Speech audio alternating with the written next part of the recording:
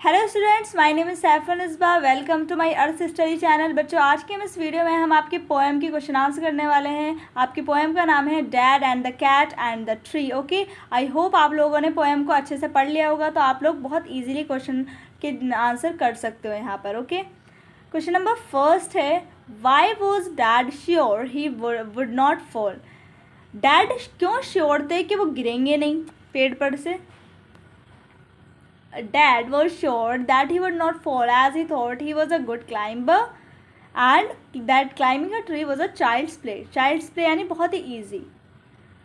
Climber तो वो सोचते थे कि वो एक गुड क्लाइंबर है और ये तो एक बच्चे जैसा खेल है, यानी मेरे लिए बहुत ईजी है ये चढ़ना, तो इसीलिए वो श्योर थे। क्वेश्चन नंबर सेकेंड है, डिस्क्राइब करो प्लान ए को, जो उनका प्लान ए था, और इट्स कॉन्सिक्वेंसेस यानी रिज़ल्ट क्या निकला। तो उनका जो प्लान ए था उसका रिज़ल्ट क्या था, नहीं, प्लान ए उनका क्या था कि डैड एक लैडर लाए, सीढ़ी लाए, कहाँ से, गार्डन शेड से, जहाँ पर इंस्ट्रूमेंट रखते हैं गार्डन के, वहाँ से एक लैडर लाया, प्लेस करा उन्होंने ट्री पर, और फिर हाउएवर उसका रिज़ल्ट ये निकला कि वो गिर गए, कहाँ पर, फ्लावर बेड पर। क्वेश्चन नंबर 3 है, which phrase in the poem express is dad self confidence best. कौन सा फ्रेज पोएम का ये एक्सप्रेस कर रहा है कि डैड का सेल्फ कॉन्फिडेंस जो है वो बेस्ट है। The phrase in the poem that express dad self confidence the best is child's play. This is, यानी वो जब ये एक्सप्रेस करते हैं तो बच्चों वाला खेल है, तो ये एक्सप्रेस कर रहा है कि वो बहुत ही कॉन्फिडेंट है, self confident. Okay, question number 4 है, plan C was a success, what went wrong then. तो प्लान सी जो था वो सक्सेसफुल तो हो गया, लेकिन क्या गलत हुआ था। तो plan C was a success as dad manage to climb the wall without falling, however when he leaped on to the tree he landed right where the cat was stuck.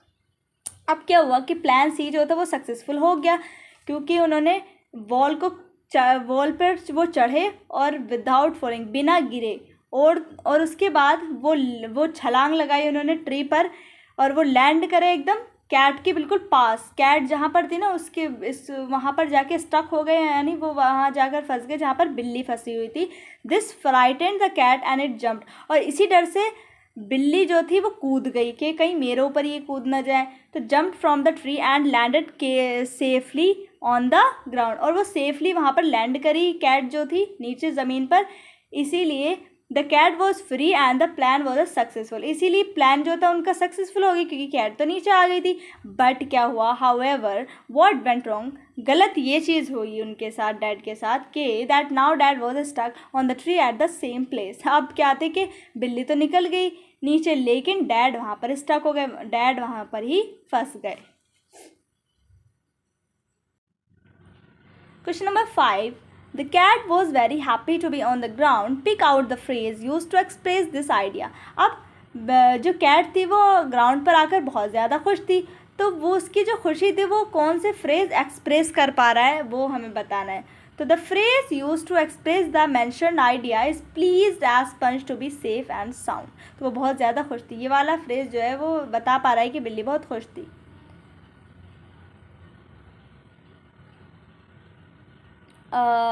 Question number 6, describe the cat and the dad situations in the beginning and the end of the poem.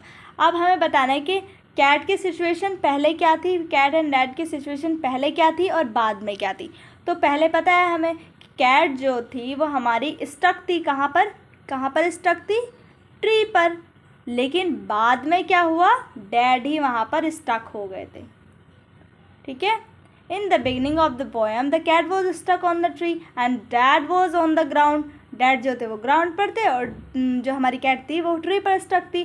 however at the and में क्या हुआ poem के, the situation was totally reversed पूरा हो गया, मतलब पूरा उल्टा हो गया। was with dad stuck on the tree and the cat free on the ground. आप लोग बहुत इजीली इन क्वेश्चन आंसर को याद कर सकते हो अगर आप लोगों को पोएम अच्छे से याद है। ओके, तो आप लोग पोएम अच्छे से याद करें, वर्ड मीनिंग अच्छे से देखें तो आप लोग को। और हाँ, मैं एक और बात बता दूँ, अगर आप लोग मेरे चैनल से पढ़ते हैं तो आप लोगों को मैं अलग से वर्ड मीनिंग भी कराती हूँ। अगर आप वो वीडियो देखते हैं ना तो आपको चैप्टर बहुत ईजिली समझ में आ सकता है। ओके, तो आप लोग वर्ड मीनिंग ज़रूर देखा करें। Okay, question number 7, why and when did dad say each of the following. तो डैड ने ये क्यों कहा और कब कहा? Fall, never mind, funny joke, rubbish. तो फॉल उन्होंने कब कहा था? Dad said so when he was about to climb the tree for the first time and his wife asked him to be careful and not to fall। तो उन्होंने कहा था fall, तो जब उनकी बीवी ने कहा था कि गिर मत जाना, तो फिर उन्होंने क्या कहा कि मैं गिर सकता हूँ बोला, तो तब उन्होंने ये यूज़ किया था। अब नेवर माइंड उन्होंने कब यूज़ करा था? जब वो एक गिर गए थे, है ना, प्लान ए में जब वो गिर गए थे तब वो कहते थे नेवर माइंड, ये तो होता ही रहता है ना। और फनी जोक उन्होंने तब कहा था जब उनके वो मतलब गिर गए थे और तब उनकी वाइफ उन्हें फिर से वार्न कर रही थी और फिर उन्होंने कहा फनी जोक, ये तो एक फनी जोक की तरह है। रबिश हम देखते हैं, एक मिनट हम सारे ही पढ़ लेते हैं। तो first, fall, dad said so when he was about to climb the tree for the first time and his wife asked him to be careful and not fall। तब उन्होंने कहा था fall।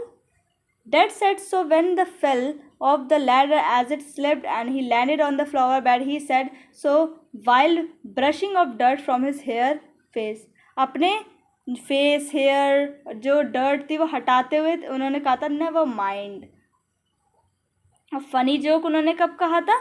Dad said so when he went ahead to try plan B and his wife asked him to not fall again।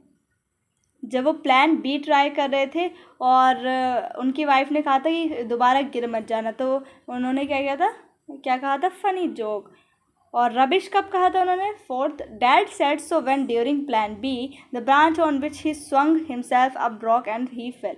अब plan B उन्होंने कब कहा था? Rubbish, क्योंकि भाई उन्हें एक तरह से वो क्या हो गया था, उनका प्लान बी भी फेल हो गया था। ब्रांच से वो स्वंग, जब वो लटक रहे थे तो वो टूट गई ब्रांच जो थी और वो नीचे गिर गए। Down heavily and as a result his wife asked him to stop as he would break his neck. तो उनकी जब वाइफ ने कहा था कि अपनी गर्दन तोड़वानी है कि तुम्हें, तब। ठीक है, क्वेश्चन नंबर 8 है आपका, do you find the poem humorous? Read aloud lines which makes you laugh.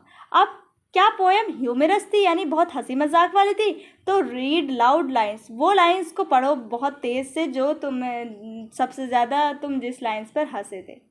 तो the poem is humorous as the situation gets completely reverse at the end of the poem. क्योंकि humorous तो थी, बहुत हंसी की।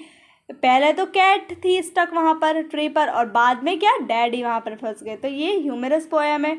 And dad who was set to free the cat as it was stuck on the tree got stuck himself at the same position on the tree in the end। The failed attempts and the continuing self confidence of dad are surely funny।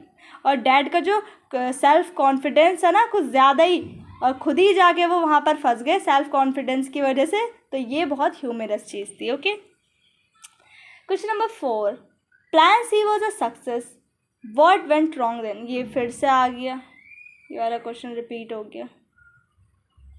Repeat क्यों हो रहे हैं ये?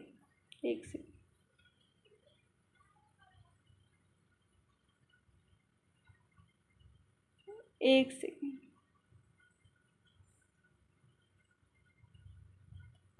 Question number 8, do you find the poem humorous? Read aloud lines which make you laugh. तो हम वो lines लिखते हैं जिस पर हम हंसे थे। हमने ये तो जान ली कि ह्यूमरस थी poem. I like the poem very much because it is so humorous। These lines made me laugh।